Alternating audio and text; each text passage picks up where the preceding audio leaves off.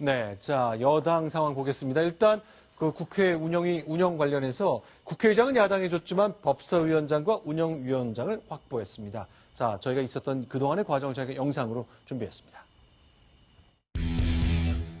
양당에서는 먼저 의장 후보부터 확정할 것을 제안합니다.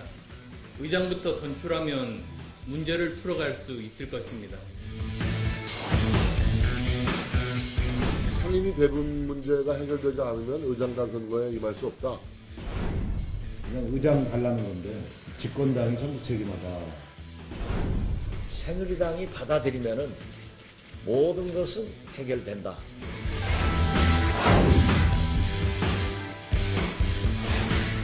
야당에서 국회의장을 달라면 줘버리세요. 저는 출마를 안 합니다.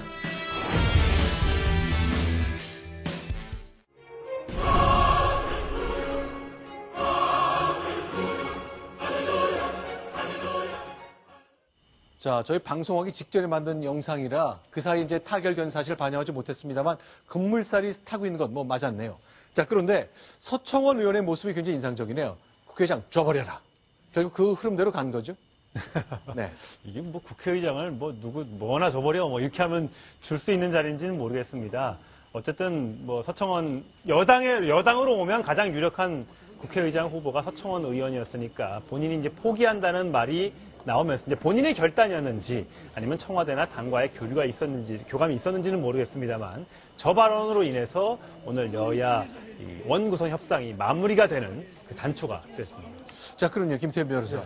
새누리당은요, 국회의장은 넘겨주고 법사위원장, 운영위원장 받았잖아요. 또 예결위원장도 넘겨줬는데 득실을 따질 수 있겠습니까? 저는 새누리당이 명분을 잃었으나 실리는 챙길 건 다 챙겼다고 좀 말씀드리고 싶은데요.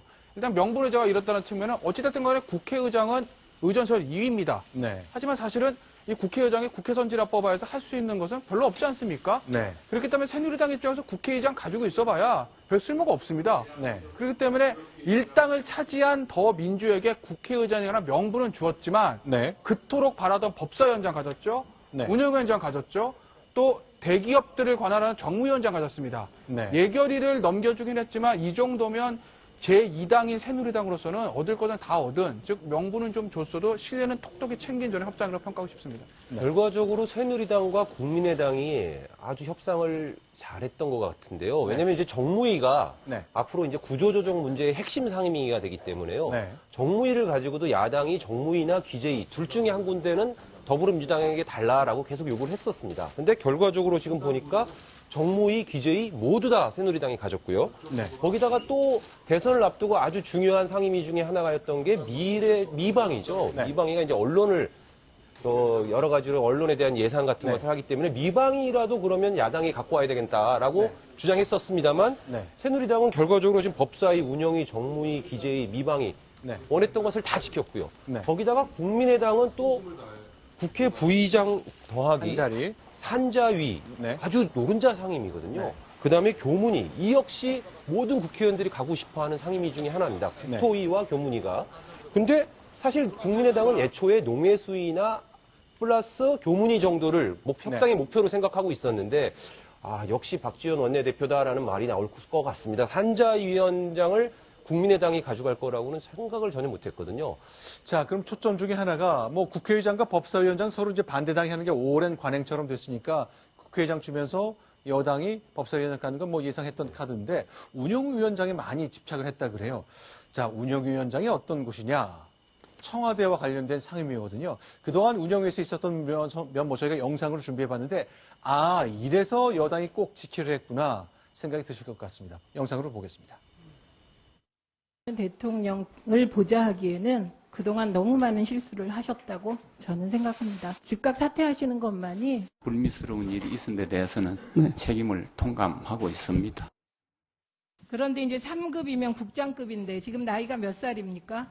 대통령님을 근접거리에서 보좌하고 있고 국가 기밀 사항들을 다룰 수 있기 때문에 나이가 국가 기밀인가요?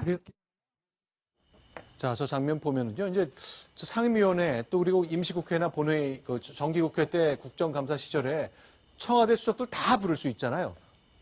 그런 것 때문에 이제 운영위 그리고 운영위원장을 통해서 이런 일정 조율하는 게 매우 중요한데 관심이 컸던 거죠.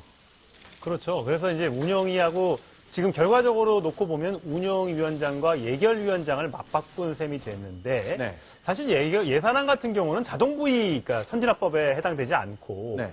기한 내를 지킬 수 있게 자동 부의되기 때문에 크게 예결위원장이 얼마나 대단한 자리인지 모르겠습니다만 야당에서는 지금도 뭐 야당으로는 처음으로 예결위원장을 맡았다고 하지만 그것도 좀 따져봐야 될 대목이 있고요.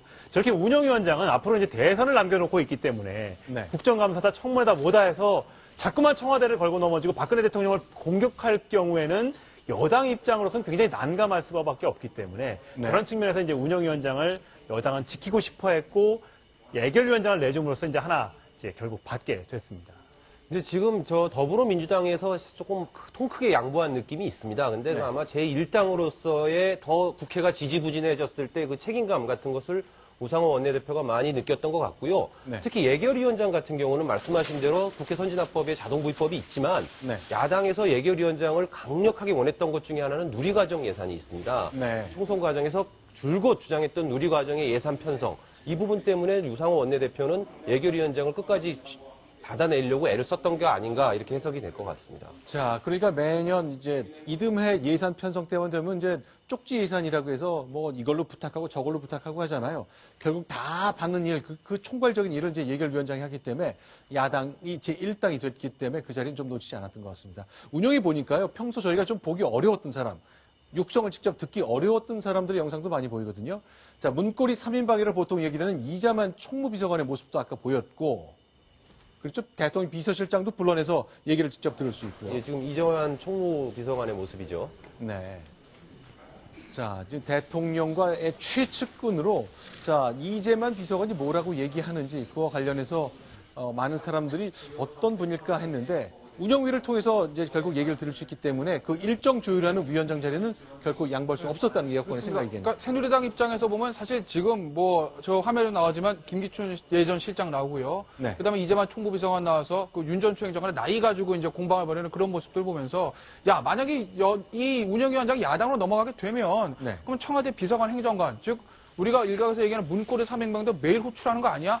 그렇게 되면 이게 청와대가 굉장히 정쟁의 한가운데 쓸 수 있다. 이런 얘기가 나올 수도 있거든요. 그렇기 특히요. 때문에. 예. 특히 이제 민정수석 비서관의 국회 운영위 출석 문제는 굉장히 첨예했습니다. 현재 이제 우병우 민정수석이 왕수석이다. 뭐 가장 힘이 세고 대통령에게 영향력이 큰 수석이라고 하는데 관행적으로 민정수석은 출석하지 않아 왔잖아요. 예. 그것이 이제 관행이긴 하지만 어디에도 법적인 근거가 있는 것은 아니거든요. 원래 와야 정상인 그렇습니다. 겁니다. 그렇기 때문에 만약에 야당 운영위원장이 이거 민정수석 한번 불러보고 싶은데 우병우 민정수석 나오쇼라고 해서 검찰에 관계된 문제라든지 검찰 인사라든지 아니면 주요 인사에 대한 사정에 관한 얘기라든지 그런 것들을 질문하게 되면 청와대 입장에서 굉장히 곤혹스럽게 되고 그 여파가 새누리당에도 미칠 것이기 때문에 새누리 입장에서는 어떤 경우가 오더라도 운영위원장을 반드시 사수해야 된다 이렇게 나왔었던 것이고 어찌됐든 간에 이번 협상의 결과 운영위원장을 자리를 얻었기 때문에 정진석 원내대표는 지금 뭐 굉장히 기분 좋아서 저녁 먹으면서 한잔하지 않을까 하는 생각이 저는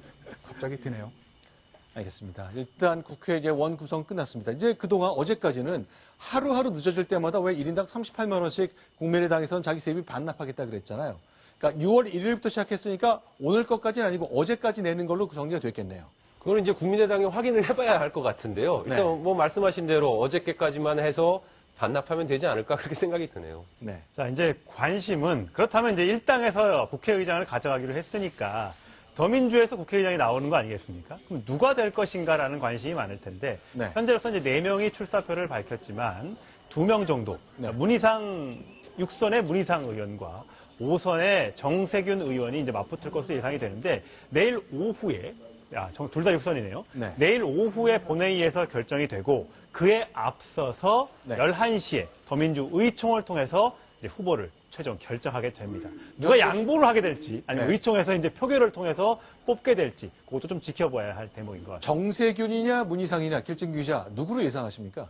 지금 당내에서는 팽팽하게 맞서 있습니다. 그렇지만 이제 더불어민주당이 그 호남의 지지가 필요하기 때문에 네. 정세균 의장이 전북 호남 출신 아니겠습니까? 네. 그리고 종로에서 살아 돌아왔고요. 네. 정세균 의원이 조금 더 유리하지 않느냐 이런 평이 나오고 있는데요. 그렇지만 또 문희상 의원은 당내 다수인 친노의 지지를 받고 있죠. 네. 그렇기 때문에 그 팽팽한 상황에서 누가 이길 것 같다라고 얘기하기가 상당히 어려워서 네. 뭐 어떤 극적인 타결, 뭐 추대가 가능성도 배제할 수 없을 것 같습니다. 아니요. 그러면 이제 보통 이제 국회의장은 본회의장에서 표결하는데 야당은 더불어민주당은 둘 중에 한 사람은 내일 교통 정리를 하겠다는 거군요. 그렇습니다. 그러니까 통상적으로 그렇게 해왔습니다. 그러면 이제 그 얘기는 박지원 원내대표가 있는 국민의당에서는 이제 뭐랄까 노무현 대통령의 초대 비서실장을 지낸 문희상 의원에서 좀 거부감이 있기 때문에 제2야당과 여당 뜻까지 들으면 또 결과가 좀 바뀔 수 있으니까 야당 내에서 좀 정리하다는 뜻으로 봐야 됩니까?